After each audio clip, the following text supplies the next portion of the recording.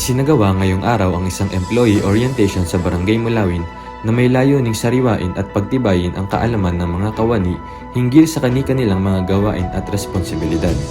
Sa nasabing aktibidad, muling ipinaliwanag ang mga partikular na tungkulin ng bawat unit at departamento upang mas maging malinaw ang saklaw ng kanilang mga gawain at maiwasan ang kalituhan sa pagtupad ng mga obligasyon. Tinalakay rin ang mga responsibilidad ng mga department head, gayon din ng mga individual na may natatanging gawain, kasabay ng formal na pagpapakilala sa mga newly hired personnel bilang bahagi ng kanilang integrasyon sa organisasyon ng barangay. At enhancement na ginagawa natin sa barangay para magtuloy-tuloy yung magandang serbisyong ginagawa natin. So naglagay tayo ng mga additional manpower para tugunan yung pangangailangan ng ating mga kabarangay. So, ito naman, matagal na natin sinasabi sa inyo na ayaw natin na ang mga kasama natin sa barangay nagdadalawang trabaho. Gusto natin, isa lang yung trabaho mo pero napakagaling mo doon. Ikaw yung expert doon. Hindi ako pabor doon sa mga multiple job.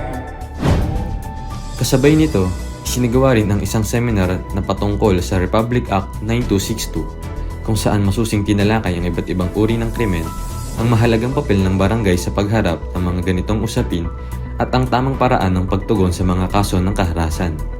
Binigyang diin dito ang responsibilidad ng mga opisyal at kawani sa pagbibigay ng agarang aksyon at wastong proseso sa paghawak ng mga reklamo. Itong mga batas na ito yung nagbibigay ng penalty kung ano ang kaukulang parusa sa mga lalaki na may ginagawang pang-aabuso sa kanilang mga asawa at kanilang mga anak. Ang batas na to ay ginawa para panatilihin ang dignidad ng ating mga asawa at anak. So pag kaya sinabing dignidad, so syempre pag ikaw ay inaabuso ng iyong asawa, physical violence, sinasaktan, tinatanggalan ka ng dignidad eh. Hindi ka binibigyan ng suporta, binibigyan ka ng yung mga tinatawag natin, i-discuss natin yan, psychological violence, yung ikaw ay minumura ng asawa mo. Siguro kung sa iba, okay lang yan, asawa. Pero sabi ng batas ni RA 9262, it is a form of psychological violence. Ipinromote din sa seminar ang zero tolerance laban sa sexual harassment at kaharasan sa kababaihan at kabataan.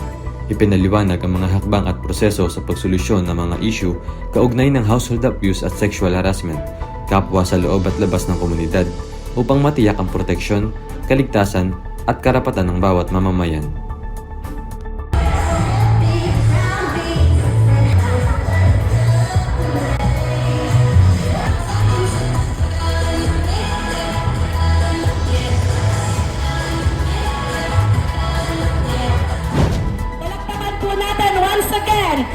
Barangay Admin Jeff T. A. Bonus.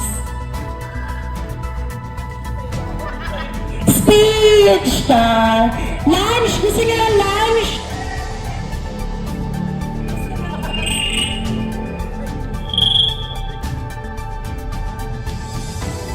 Natuto pa rin ko ng tapat at buong husay. Ipinapangako kong